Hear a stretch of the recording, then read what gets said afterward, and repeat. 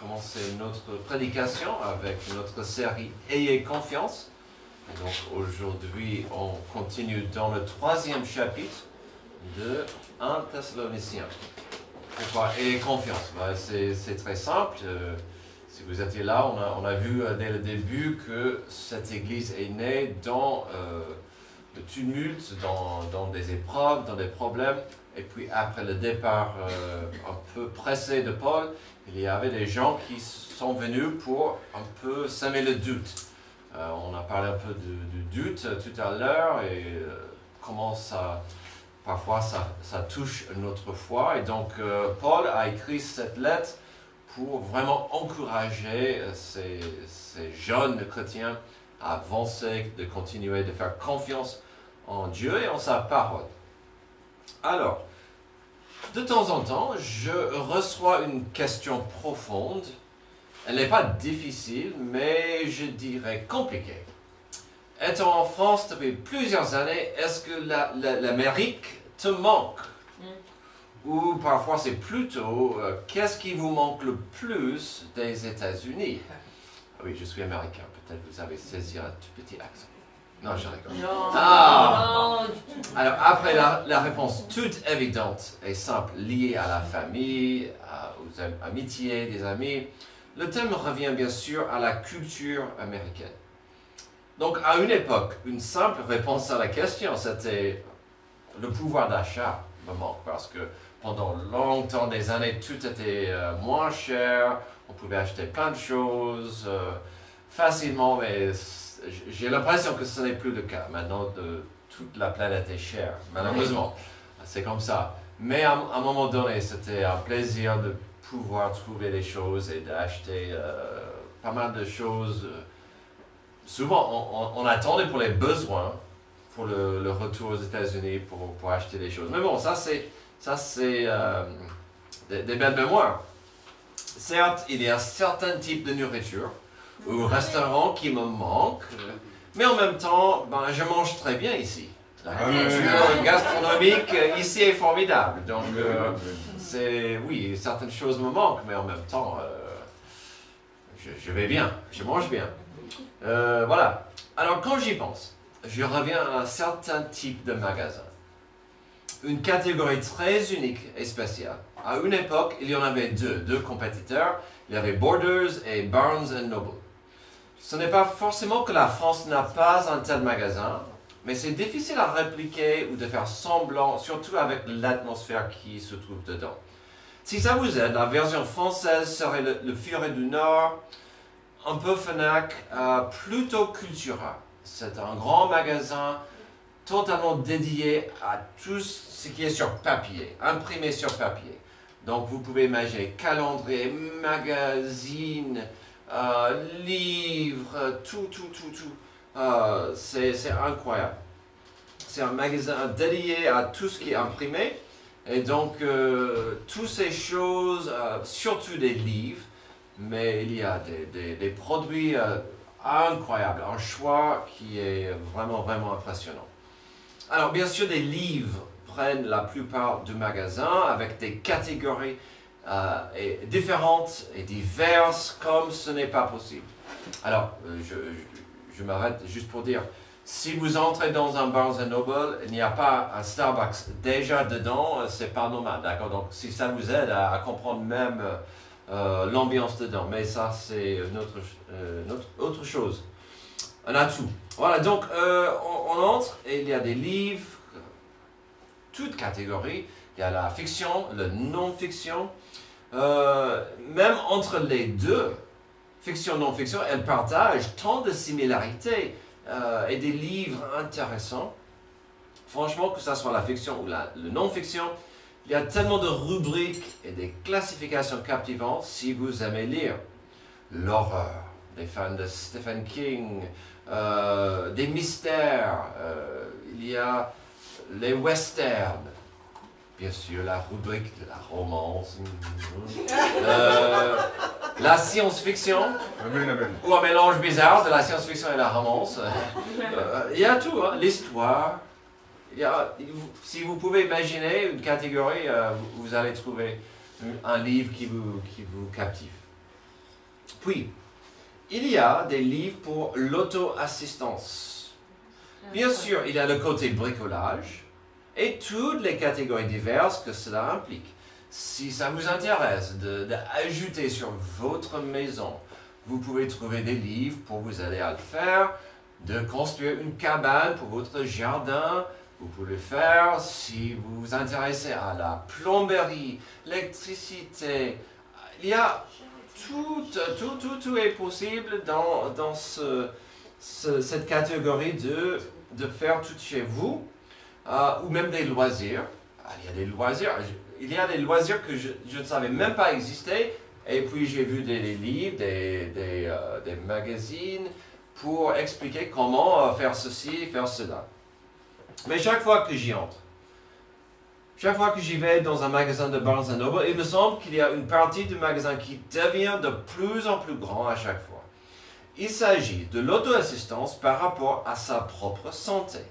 Alors bien sûr, il y a pas mal de choses disponibles sur la santé physique. Si vous voulez faites le running, vous voulez vélo, choisissez, vous voulez construire et puis utiliser un bateau. Tout. Et puis, bien sûr, comment cuisiner correctement. Il y a tout ce côté sur la santé. Mais il y a une partie du magasin qui grandit comme ce n'est pas permis. C'est l'auto-assistance liée à sa santé mentale. Alors, je n'ai rien contre. Et parfois, il y a des catégories très intéressantes. Comment mieux gérer votre temps? Comment mieux gérer votre stress? Comment dormir mieux le soir, Antoine? Non, il va bien. Comment gérer le stress au boulot? Voilà, donc il y a comment gérer des gens toxiques dans votre vie. Apparemment, des gens dans ce monde moderne ont besoin de l'aide, du soutien, de l'assistance. Et on dirait que c'est lié aux problèmes, aux failles, aux faiblesses. On fait appel à la psychologie. Nous avons aujourd'hui même des adeptes qui pourraient nous aider avec la psychologie. Beaucoup de gens pourraient crier que les études et les écritures de Skinner m'aident, que Jung m'aide. Et je suis désolé, mais si vous criez que Freud m'aide, je vais prier pour vous. Hein. Il avait des problèmes, Freud. Mais bon, il était un père de psychologie. C'est pas grave. Le monde cherche encore plus de paix et de joie. Le monde semble de ne pas avoir assez de contentement, de tranquillité et de sérénité. Alors pourquoi je vous parle de Barnes & Noble? Pourquoi j'ai discuté de ce mouvement énorme de gens qui semblent avoir une absence de quelque chose tout simple comme l'harmonie, le bien-être, le contentement, la tranquillité, la sérénité? Pourquoi j'ai fait allusion à l'auto-assistance et son absence dans ce monde? Et puis, je ne critique pas ces catégories. Et souvent, vous prenez deux de ces livres, vous allez trouver le même schéma. Cherchez un but. Faites une liste des étapes pour atteindre le but. Faites une liste d'obstacles qu'il faut enlever. Il ne faut pas aller trop vite, une à la fois. Alors, c'est magnifique, c'est sympa. Mais est-ce qu'on a besoin de toutes ces choses pour trouver la tranquillité, la sérénité, le contentement? Aujourd'hui, dans notre passage, nous allons découvrir l'apôtre Paul en train de laisser plein d'indices sur comment parvenir à une vie de joie, de paix et de gratitude. Malgré des épreuves et des difficultés, et il en avait lui, il y a des actions et des attitudes qui pourraient nous aider d'avoir une vie comblée et épanouie. Est-ce que ça vous tente? Alors on y va. Il y a de la joie à découvrir lorsqu'on peut observer la fidélité au carré. Verset 6. Mais Timothée vient de nous arriver de chez vous. Il nous a donné de bonnes nouvelles de votre foi et de votre amour. Il nous a dit que vous avez toujours de nous un bon souvenir et que vous désirez nous revoir autant que nous le désirons aussi. C'est pourquoi, frères et sœurs, dans nos angoisses et nos épreuves, nous avons été encouragés à votre sujet par votre foi. Ah, la joie dans cette phrase est magnifique. En effet, maintenant, nous vivons puisque vous tenez ferme dans le Seigneur. Alors d'abord, permettez-moi de vous rappeler, ou peut-être expliquer ce que ça veut dire ici dans notre Église, la fidélité au carré. C'est très très simple. C'est la notion d'être fidèle à Dieu. Donc cette notion verticale est fidèle à votre Église, à votre famille de foi. Comment est-ce qu'on peut être fidèle à Dieu? C'est clair. On l'a entendu ce matin. Par la foi, obéissez, suivez Dieu, être fidèle à la vie de l'Église, à votre vie de lecture et de prière, tout ça pour être plus proche et plus près de Jésus-Christ. Donc, ça c'est la fidélité au vertical à Dieu et à l'Église, à votre famille. Donc, la fidélité au carré, c'est très très important dans cette Église. Ça fait un de nos poteaux qui nous soutient. On voit beaucoup de fidélité dans ce passage. Et Paul en était ravi. Découvrons la fidélité pour Dieu et pour autrui dans ce passage. Paul a commencé avec la bonne nouvelle de leur foi. Puisque nous avons étudié ce mot pas mal dernièrement, sachez ici que le mot englobe toute la beauté de, entre guillemets, la foi. Paul est reconnaissant pour, en majuscule, la foi, en majuscule, qu'ils avaient, c'est-à-dire le don de Dieu qui a fait de eux des nouvelles créatures en Christ. Amen. Donc il est ravi qu'ils sont des frères et des sœurs, ils sont nés de nouveau, ils ont reçu ce don de foi. Mais ce n'est pas que ça. Aussi, il parle de la bonne nouvelle de leur foi, c'est-à-dire leur engagement et la fidélité qu'ils montraient et donnaient à Dieu et à sa volonté. Le verset 6 et 7 est rempli de cette notion que vous êtes fidèles, vous restez fidèles, et pour nous, c'est que du bonheur. Comme nous avons vu la semaine dernière, où Paul disait qu'ils étaient son trésor terrestre, on voit encore cette notion. Leur fidélité était une immense source de joie. Ensuite, il a parlé de leur amour et comment c'était pour lui une bénédiction. Votre foi, c'est une bénédiction pour moi. Votre amour, c'est une bénédiction pour moi. C'est le mot pour amour, c'est agapé, donc l'amour inconditionnel. Cet amour sacrificiel et inconditionnel, il s'agit de la forme d'amour la plus élevée, souvent associée à l'amour de Dieu pour l'humanité et à l'amour que les croyants sont appelés à avoir les uns pour les autres. Ah, c'est l'amour de Dieu pour moi, mais on est censé aimer les uns les autres avec cet amour. Déjà dans le Nouveau Testament, on voit souvent l'importance des trois valeurs. On a terminé la leçon tout à l'heure, la foi, l'espérance et l'amour. Ici, dans une seule phrase, Paul dit bravo pour deux entre les trois. Vous montrez, vous êtes fidèles dans votre foi et dans votre amour. Bravo, continuez comme ça. Ensuite, Paul a dit que Timothée expliquait l'amour et les sentiments chaleureux que ces gens avaient toujours pour lui, pour Paul. Ça fait du bien parce qu'il a dû quitter la ville en hâte. Et donc il dit, ça me fait du bien de comprendre, je suis toujours le bienvenu. Vous m'aimez toujours. À la fin du verset 6, c'est évident que Paul est content de comprendre cela. Il dit, vous désirez nous revoir autant que nous le désirons aussi. C'est toujours gratifiant de savoir que l'amour entre deux parties est mutuel. Puis, au verset 7, Paul revient encore à leur fidélité. Et pourquoi pas? Verset 7, c'est pourquoi, frères et sœurs, dans nos angoisses et nos épreuves, nous avons été encouragés à votre sujet par votre foi. C'est votre foi, votre fidélité qui nous encourage. En effet, maintenant nous vivons puisque vous tenez ferme dans le Seigneur.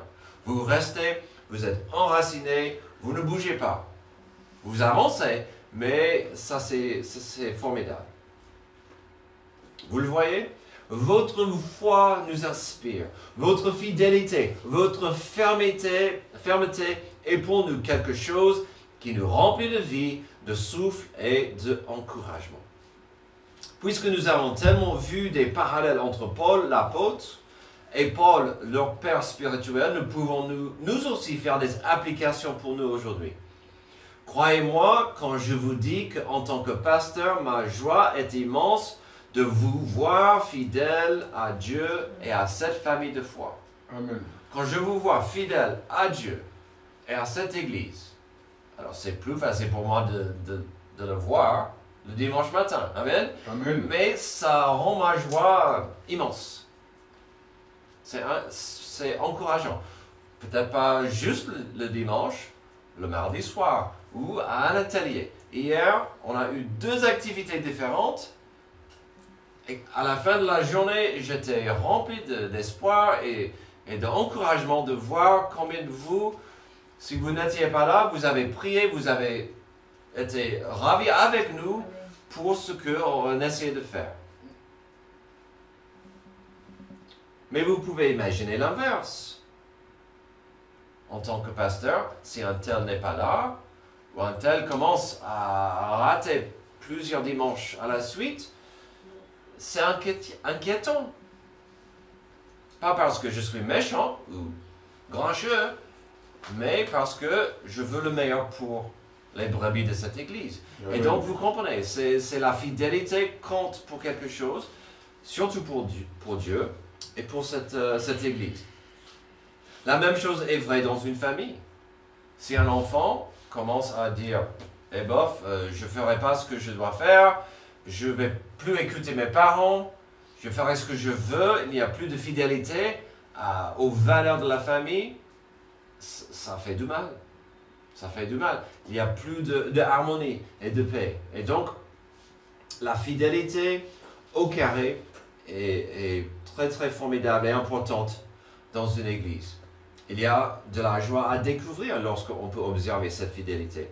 Deuxièmement, il y a de la joie à découvrir lorsqu'on peut pratiquer le service au carré. Verset 9. Comment exprimer en retour toute notre reconnaissance à Dieu, à votre sujet, pour toute la joie que nous éprouvons à cause de vous devant notre Dieu. Nuit et jour, nous le prions avec beaucoup d'insistance de nous permettre de vous revoir et de compléter ce qui manque à votre foi.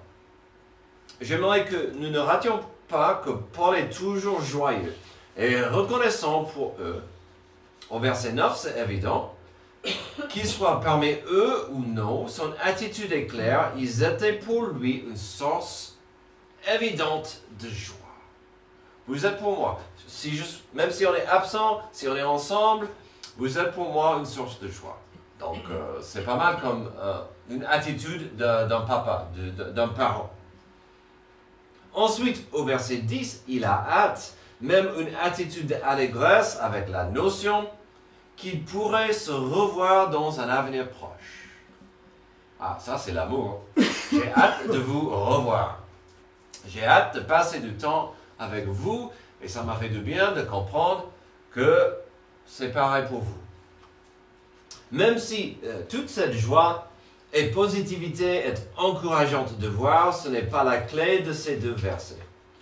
Paul est en train d'expliquer que s'ils y vont, ou quand, plutôt, ils partent pour revoir l'église à Thessalonique, la visite ne tournerait pas autour de la bonne cuisine et des repas entre frères et sœurs, même si c'était au programme.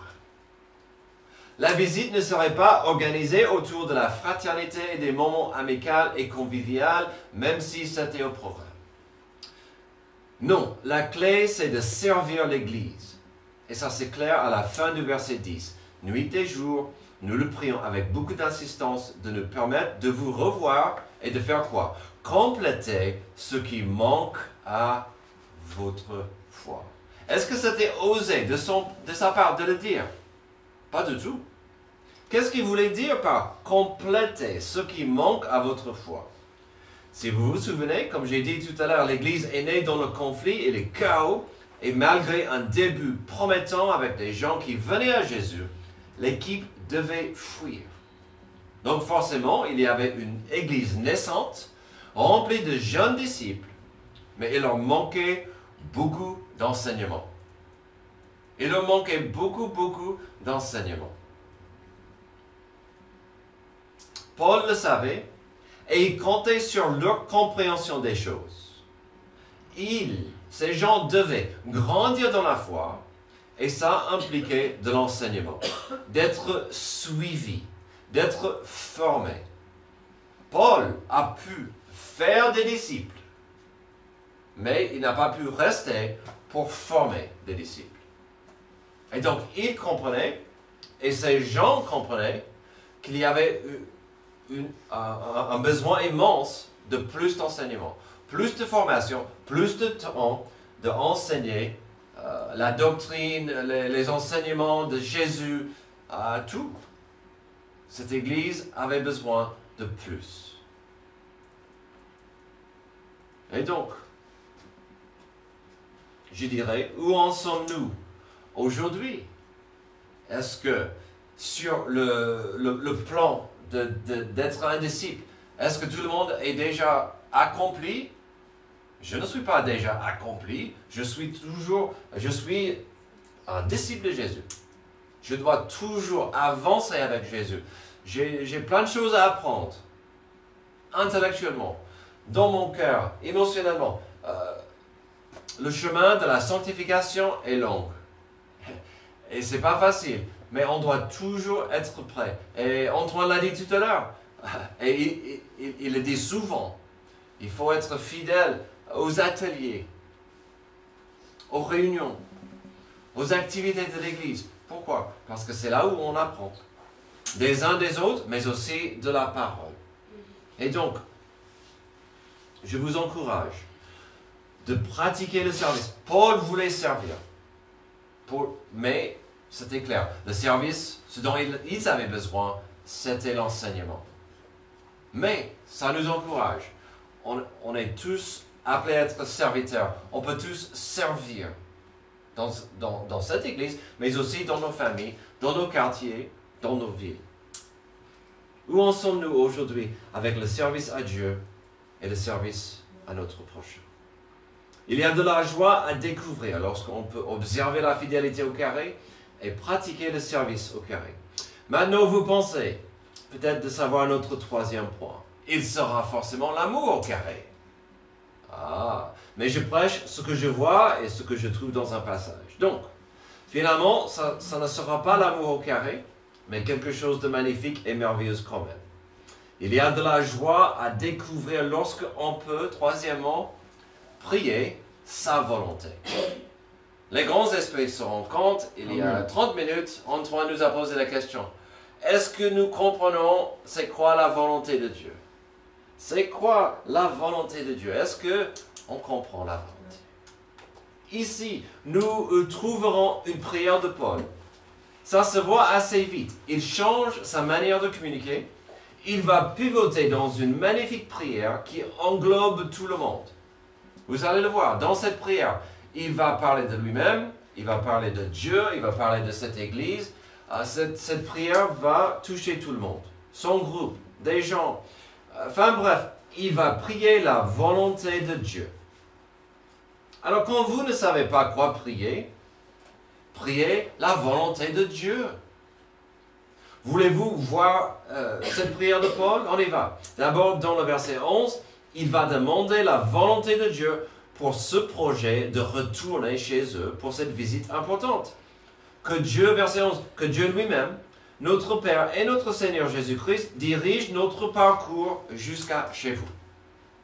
Donc il doit le dire, parce que si vous vous souvenez, il a dit 2 fois, je voulais revenir vous voir, 2 fois j'ai essayé et Satan m'en a empêché.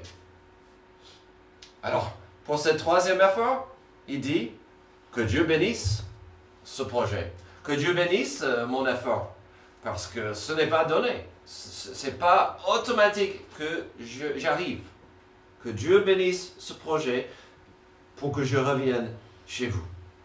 Alors c'est belle comme prière, c'est beau comme souhait. Mais jusque-là, une telle visite était impossible, même problématique. Donc, pourquoi est-ce qu'il prie? Il dit, dans notre désir de venir vers vous, je prie pour la volonté de Dieu, que Dieu dirige ce projet pour que je vienne. Que Dieu dirige un projet. Sommes-nous prêts à prier ça? Que Dieu... Alors, il est bon d'avoir de l'ambition. C'est bon d'avoir des idées et de l'énergie pour avancer. Mais n'oublions jamais de prier. Dieu, je veux que mes projets te glorifient. Je veux que mes projets soient selon ta volonté. Parfois, j'entends mon frère Nestor qui dit que la volonté de Dieu se fasse dans mes projets. Il a des projets, bravo! Mais que Dieu ait l'autorité et la flexibilité de nous changer selon sa volonté. Et on demande la volonté de Dieu pour ce beau projet, d'y aller. Ensuite, il va prier pour que la volonté de Dieu se fasse là où ils sont. Maintenant, il va prier pour la volonté de Dieu pour eux. Puis, finalement, dans cette prochaine prière, nous aurons un peu de focus, un peu d'attention quand même donnée à l'amour au carré. Verset 12. Que le Seigneur fasse grandir et déborder l'amour que vous avez les uns pour les autres et pour tous les hommes, à l'exemple de celui que nous avons pour vous. Oh, c'est magnifique en prière. Il prie. J'aimerais que votre amour fraternel entre vous grandisse. Ça, c'est la volonté de Dieu. C'est magnifique comme prière. On peut prier ça pour nous. Je prie que la prière, que l'amour entre nous grandisse. Que mon amour pour Marilyn grandisse. Que mon amour pour Roberto grandisse. Que mon amour pour Fabienne grandisse. Amen. Mais il ne s'est pas arrêté là. Il a dit, votre amour autour de vous.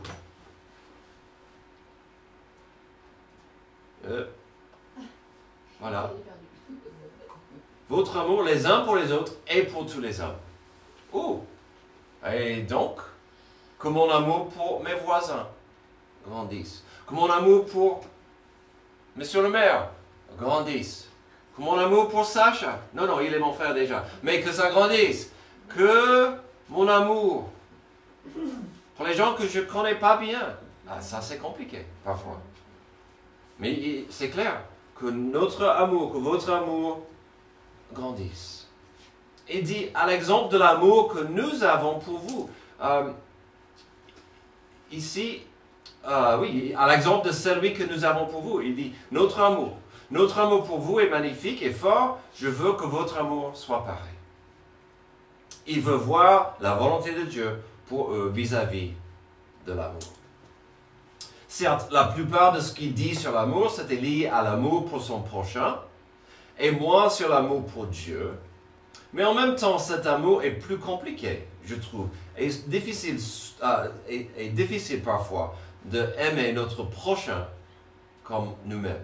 Et n'oublions pas que c'est l'amour que nous avons entre nous qui montre au monde si nous sommes des vrais disciples ou non. Amen. C'est par l'amour que vous avez les uns pour les autres que le monde va comprendre si vous êtes mes disciples ou pas. Ouf. Et donc, cet amour, oui, c'est une belle prière. La volonté de Dieu, pour n'importe quelle église, c'est que son amour grandisse. Après la requête sur l'amour, il va terminer sa prière et qu'est-ce qu'il demande?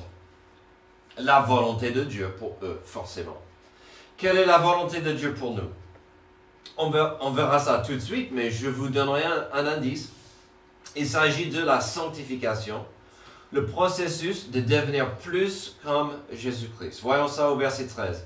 Qu'il affermisse ainsi votre cœur pour que il soit irréprochable dans la sainteté devant Dieu notre Père lors du retour de notre Seigneur Jésus avec tous ses saints.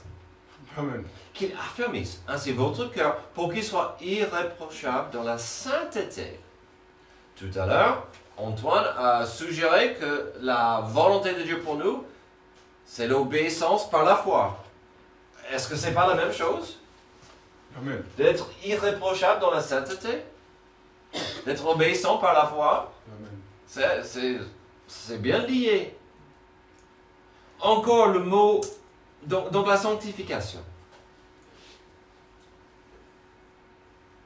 La volonté de Dieu pour chacun de nous, aujourd'hui, c'est que nous soyons dans la paix avec Jésus-Christ. Amen. Et qu'on devienne plus comme lui. C'est aussi simple que ça. C'est pas forcément facile, mais la sanctification, c'est un processus de devenir plus comme notre Sauveur. C'est lui qui nous a sauvés. C'est lui qui nous a transformés. Encore, le mot « pourquoi » arrive.